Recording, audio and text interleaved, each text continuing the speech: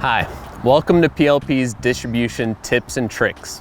Today, we are going to be talking about the Humble tie tube.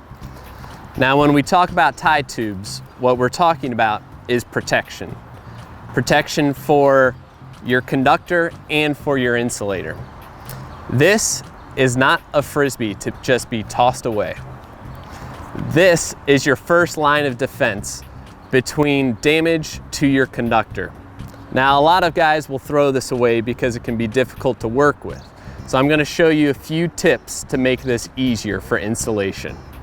First, what you want to do is open the tie tube and bend it backwards and work it back and forth. What this does is it loosens up the rubber and will make it easier to apply onto the conductor. Then during installation, you want to put one end while still holding the other end.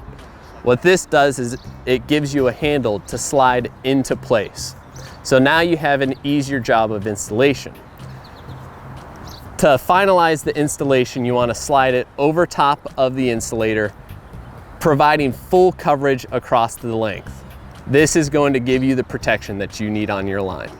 Thank you for joining us today, and be on the lookout for future videos through PLP's distribution tips and tricks.